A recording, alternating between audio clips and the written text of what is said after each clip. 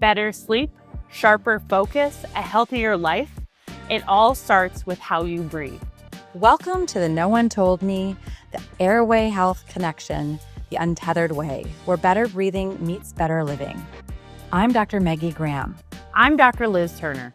We're the co-founders of Untethered Airway Health Center, on a mission to help you breathe freely and live fully through proactive airway health. Whether you're a dentist expanding your airway expertise, or a family looking to sleep and breathe easier, you're in the right place. Each week, we'll bring you bold insights, real-world stories, and expert tips. All to help you take control of your airway health.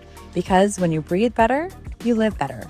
Let's get started. No One Told Me, the Airway Health Connection, the Untethered Way, Episode 6, Grinding is a Message.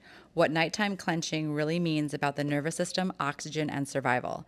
Hey everyone, welcome back to Still Struggling, the special series of the Untethered Airway Health podcast series, where we are zooming in on all the things that you were told not to worry about, but you couldn't quite shake them.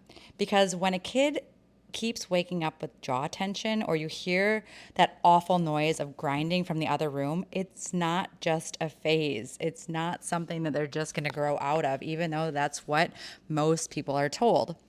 I'm Dr. Meggie Graham. I'm an airway-focused dentist. I'm an educator. I'm a mom, and someone who just doesn't feel comfortable and just feels done watching families get brushed off. Today, we're getting into one of the most brushed off, most misinterpreted, and most important red flags in childhood, nighttime grinding, or what we call bruxism.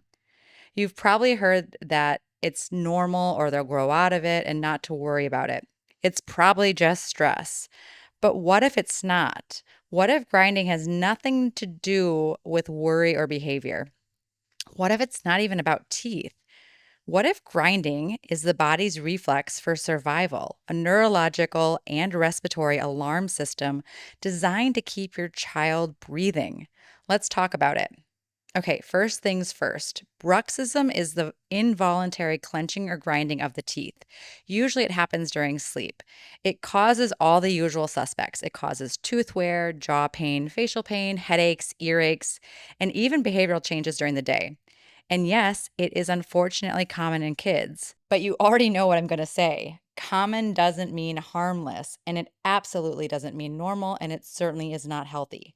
Let's zoom out. Let's look at the big picture. Our bodies are so smart. If it's grinding during sleep, it's not doing it for fun. It's doing it because it senses a threat.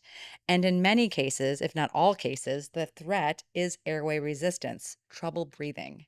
Grinding is the body's alarm system. It's a reflexive burst of muscle activity meant to move the jaw, shift the tongue, and open the airway fast. Let's break it down. When we sleep, and when kids sleep, the muscles relax, including the airway muscles, and that's okay, unless the airway is already narrow. If a child has a small or recessed jaw, a narrow roof of the mouth or palate, low tongue posture, enlarged tonsils or adenoids, the airway can partially collapse while they sleep. And so what does the brain do? It sounds the alarm. Literally, it triggers a burst of neural activity to jolt the body out of deep sleep just enough to activate the muscles and get air moving again. And one of those muscle patterns is grinding.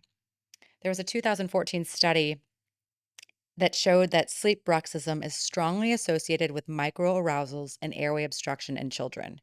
So if you're seeing grinding, don't assume stress, assume the airway. Start there. Let's rethink what we've already been told about grinding, the story that just keeps getting perpetuated. It doesn't start in the teeth, it starts in the brainstem, specifically the reticular activating system, the part of the brain responsible for wakefulness and basic survival reflexes. You know how I love citing research.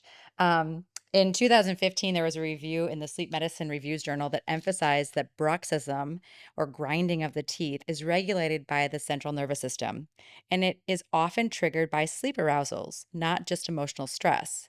When oxygen levels drop or the airway narrows, the brainstem springs into action. It activates the jaw, it tightens the tongue, it moves the mandible, all to open the airway and pull in air.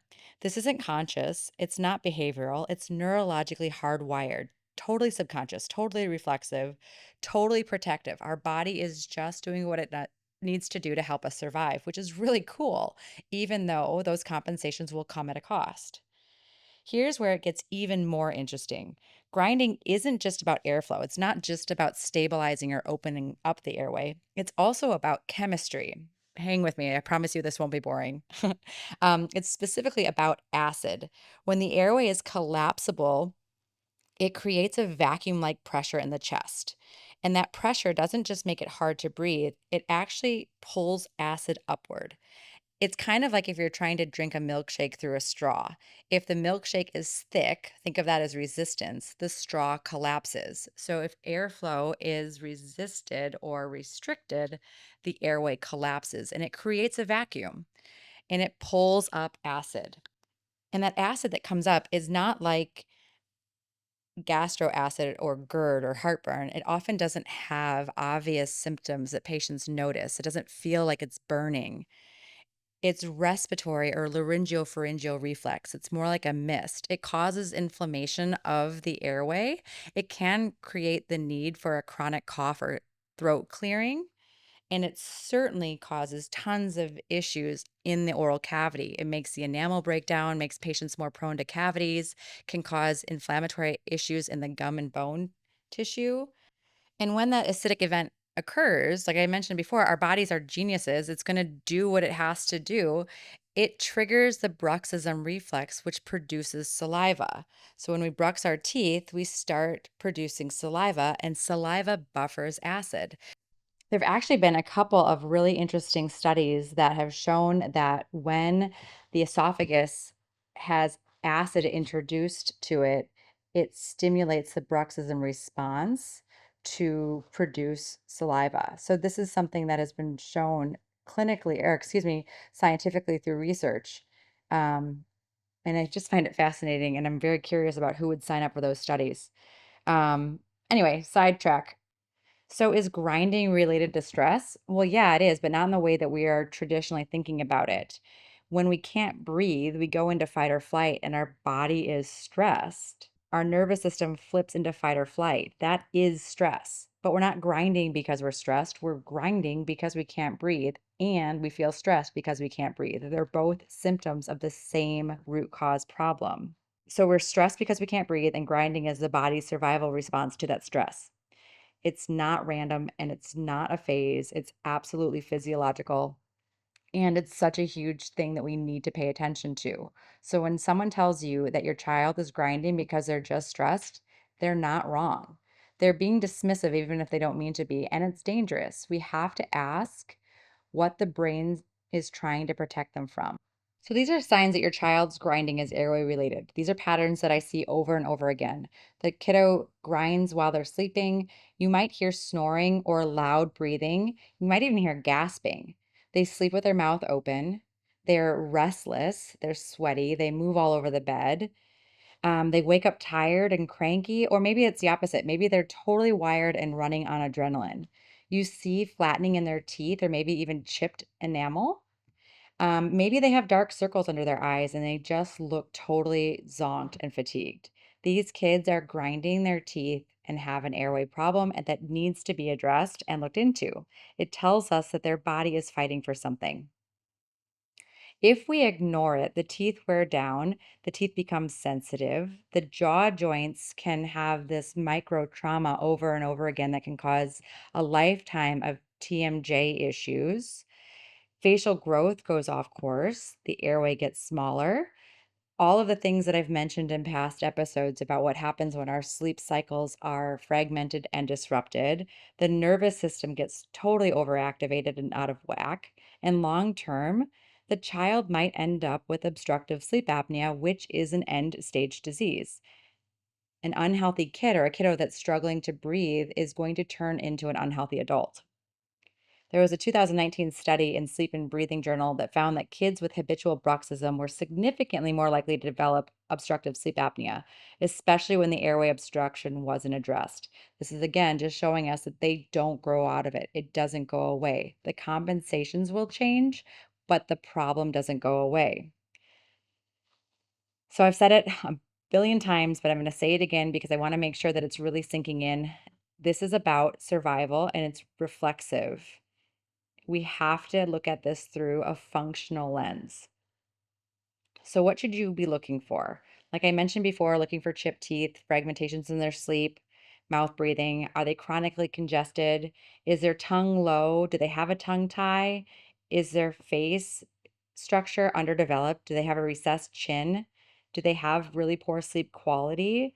Do they have unintegrated oral reflexes, or do they have a hard time with things that are normal milestones? Maybe they even have GI inflammation or food sensitivities. Those things can also be caused by having fragmentations in their sleep and chronic inflammation that can start with poor breathing. So, the real key here is uncovering the issues and finding collaboration. Not one provider needs to handle all of this. You need a team. You need an airway aware quarterback, often an airway aware dentist. You might need an ear, nose, and throat doctor to help with soft tissue obstruction. You definitely need somebody on your team that can help retrain dysfunctional muscle patterns, like a myofunctional therapist or a sleep specialist or feeding specialist trained in proper function. Occupational therapy, physical therapy, chiropractic care. It takes a village, but it takes a village that's smart and willing to communicate together. So if you've been told your child grinds, don't wait. Here's where to start.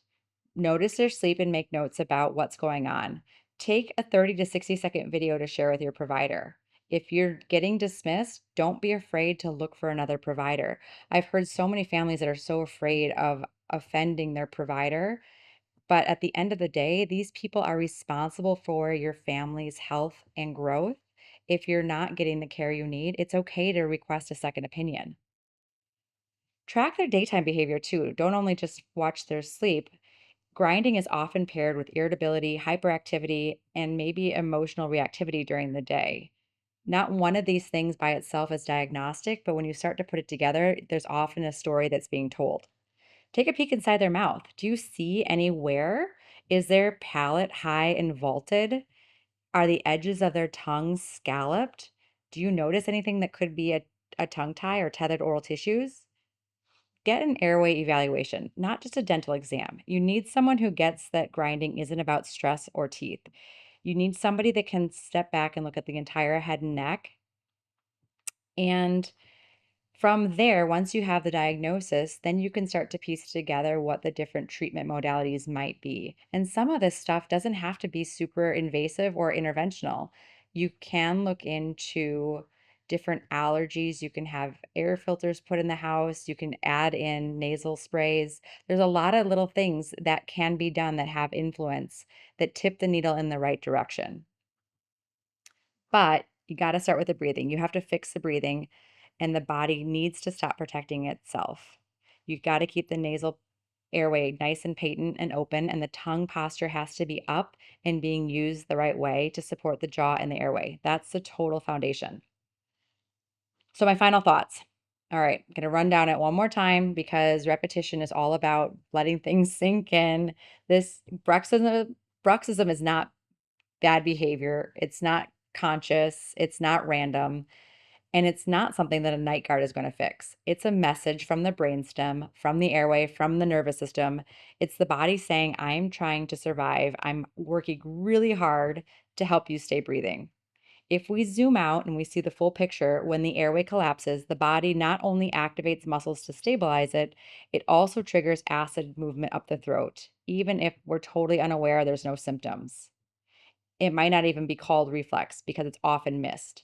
The acid irritates the airway and the body grinds to stimulate saliva to buffer the acid. The grinding also supports the airway by opening it up. It's not about anxiety, but often we will feel anxious because we're in fight or flight. When we look at the whole picture, we protect the child. We reduce inflammation, we restore sleep, and we support the nervous system, a nervous system that's often been working overtime for years.